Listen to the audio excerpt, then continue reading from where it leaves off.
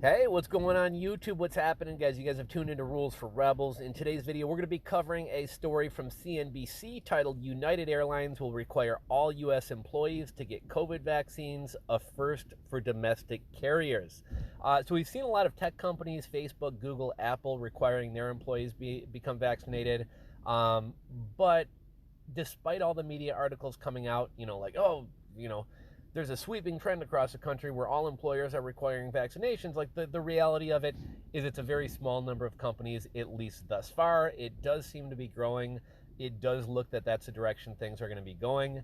But at this point, it is just a handful of tech companies. I thought Walmart's kind of vaccine mandate was kind of interesting. We talked about that in a video last Friday. Walmart is mandating their corporate office workers get vaccinated, but not the frontline employees.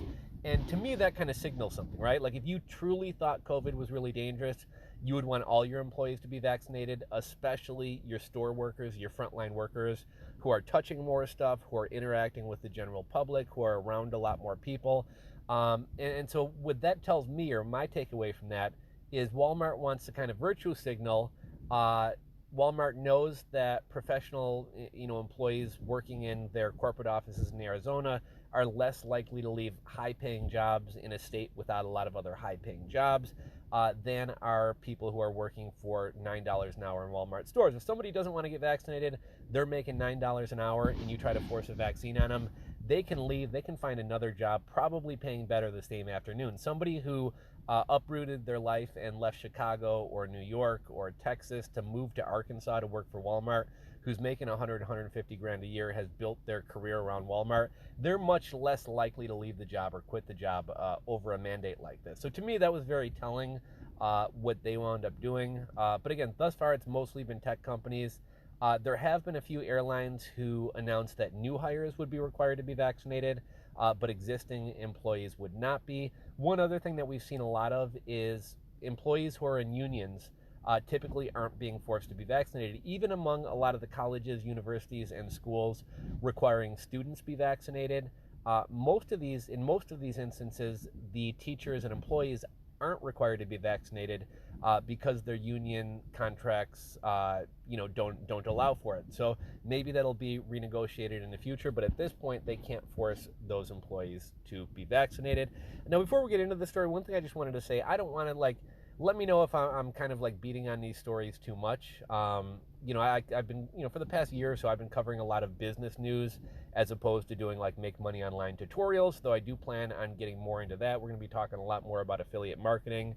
I got a video that I'm going to be putting out in the very near future about how to make up to 10 grand a month making YouTube videos without even showing your face, and in some cases without even having to do any of the work yourself. So I will be bringing you guys more of that content, but I do cover business news, and I think this is one of the biggest stories going on right now. COVID is one of the biggest things affecting business, both e-commerce, brick and mortars, everything. And from more of a personal stance, I'm very much so for people having freedom and autonomy, and I think it's a dangerous move when we allow the government to start dictating what we put in our bodies, how we live our lives, etc. If we didn't learn anything from 9/11, it's that the government lies, the government oversteps their bounds. Rahm Emanuel has a famous quote, "Never let a good crisis go to waste." The government uses fear and crises to grab more power and take more of your rights, and it never comes back. I think of my state of Illinois. Way back in the 70s or 80s, before my time, but way back in the 70s or 80s, they instituted tolls on roads. I know not all states have tolls, but here in Illinois, when you drive on expressways, you either got to stop at a booth and throw change into a machine, or now most of it's got gone electronic. You have an iPass or an electronic thing that pays the toll for you. But when this was initially brought on, they said this is temporary. We need to fix some infrastructure. We need to do some work on the roads. Once that's paid for, these are going to go away. Well, here we are 30, 40 years later down the road, and we're still paying tolls. Look at 9/11, right? The TSA and none of these 9/11 safety protocols have actually stopped any terrorism, but I think there have been something like 7,000 cases of TSA stealing people's property out of their bags. Anytime you give the government power, you're never going to get it back. And so I think we really need to tread carefully with this. Joe Rogan actually had an interesting podcast, and I posted a clip to the community tab kind of talking about this. But without further ado, let's kind of hop into this story. This one again comes to us from CNBC.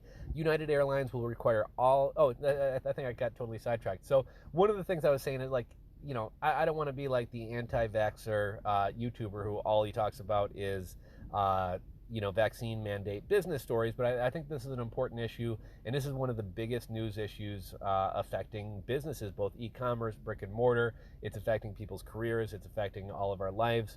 So I think it's important to cover these stories. But let me know if I start going too heavily on this.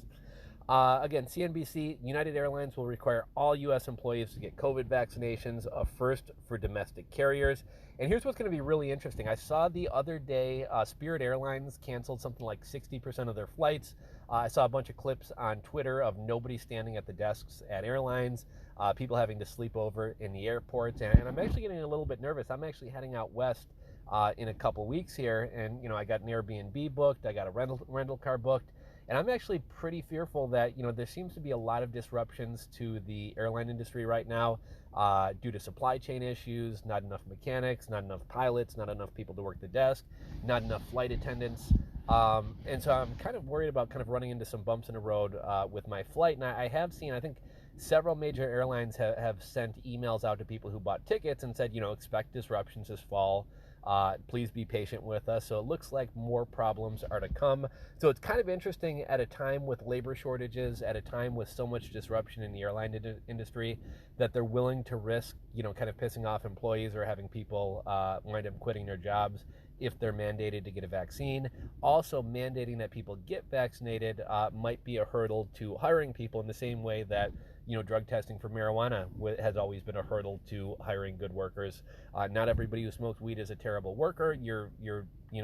If you test for marijuana, a good percentage of the population smokes marijuana, and we're starting to see now, after decades and decades and decades of marijuana drug testing, a lot of companies are dropping drug testing entirely or no longer testing for marijuana. So people are apparently realizing that you don't want to limit the amount of the workforce that you're able to hire. So the key bullet points from this article: United is the first large airline to mandate vaccines for its workforce, putting pressure on rivals. I don't know how this puts pressure on rivals, right? Like, I don't know. I guess let the free market decide, right? There's a percentage of people out there who probably want everybody to be vaccinated, and then there's probably a percentage of people out there like me who would gladly support a company who respects their employees' freedom and autonomy. Employees must be vaccinated 5 weeks after the FDA fully approves a COVID vaccine, or 5 weeks after September 20th, whatever is first. I know they're saying that we're probably going to have FDA approval for at least one of the vaccines, if not by the end of the month, sometime in September. But this is kind of interesting, right? They're kind of jumping the gun here. Part of the reason vaccine mandates haven't been done more widely is because you can't mandate somebody get a vaccine or any treatment that isn't approved by the FDA. I know a lot of people love to tout that this is FDA approved. The reality is that it has that the vaccines have emergency approval, not official approval. Yes, they are different things, and you really can't mandate somebody get an emergency approved vaccine or really any treatment. So I think that's why we haven't seen this more widespread. But it's interesting that United seems to say, look, you're either going to get vaccinated once the FDA approves this, or even if they don't approve it, you're going to have until 5 weeks after September 20th. United CEO Scott Kirby said in January he wanted to mandate vaccines and that other companies should do the same. Looks like he kind of wants to get everybody on board. He doesn't want to be out hanging. He's the only one that required this, and now half the country thinks he's a bad guy for doing it. And maybe United employees start leaving United to go to other airlines who aren't requiring this. I would imagine if he's going to do this, he's probably already had private talks with other airline CEOs and probably knows that they're going to wind up following suit, but we will see. United Airlines will require its 67,000 U.S. employees to get vaccinated against COVID by no later than October 25th, or risk termination, a first for major U.S. carriers that will likely ramp up pressure on rivals. Airlines, including United, have so far resisted vaccine mandates for all workers, instead offering incentives like extra pay or time off to get inoculated. Delta Airlines in May started requiring newly hired employees to show proof of vaccination. United followed suit in June. United's requirement is one of the strictest vaccine mandates from a U.S. company, and one that includes employees who interact regularly with customers like flight attendants and gate agents. U.S. companies such as Facebook announced employees have to prove they have been vaccinated to return to the office. Others are requiring them for only certain workers. Walmart, for example, said last week it will be required for corporate staff, but not for store or warehouse workers. Obviously, again, virtue signaling. They know if they did this to warehouse workers or store employees, they'd probably wind up being short on employees and it would hurt their operations. Uber said U.S. office staff will need to be vaccinated to return to in-person work, but stopped short of requiring it for drivers. And again, they know they're going to lose drivers. They already have trouble recruiting drivers. Meatpacker Tyson Foods said this week its 120,000 U.S. employees must be fully vaccinated this year, though more than 50,000 already are.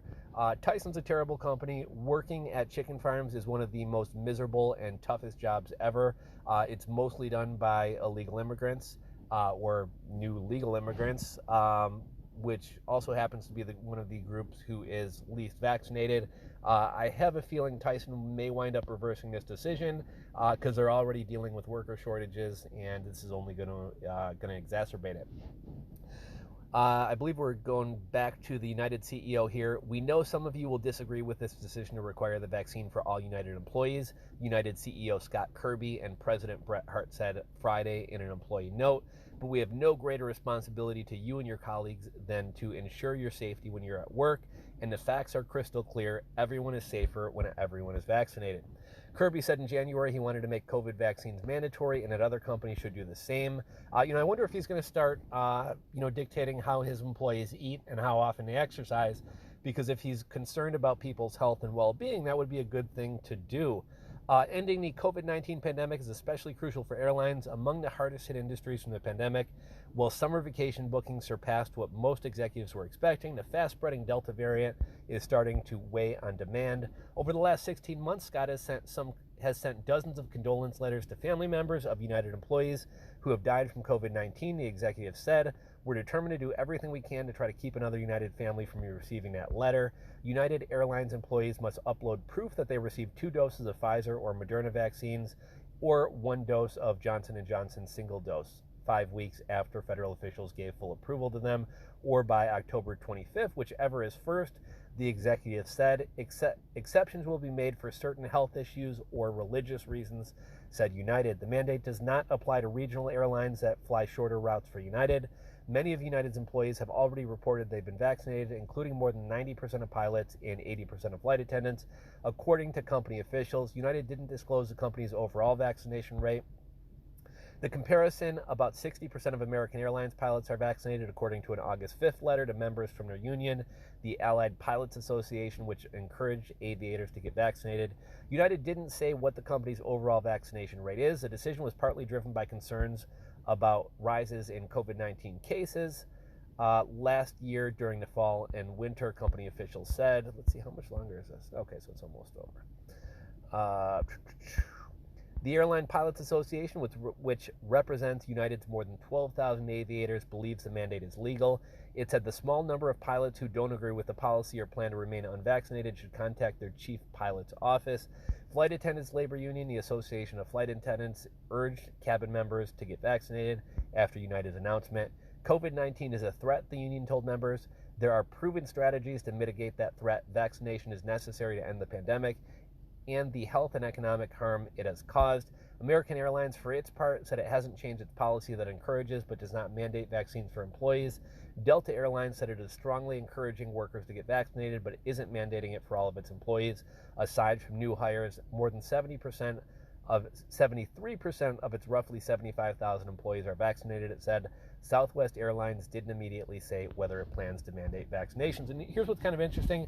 I guess pilots and flight attendants are in unions, but their unions seem to be encouraging them to get vaccinated, whereas the, UPWA, or the United Postal Workers Union, has actually stood up for the postal workers and said that a government mandate for vaccinations is wrong.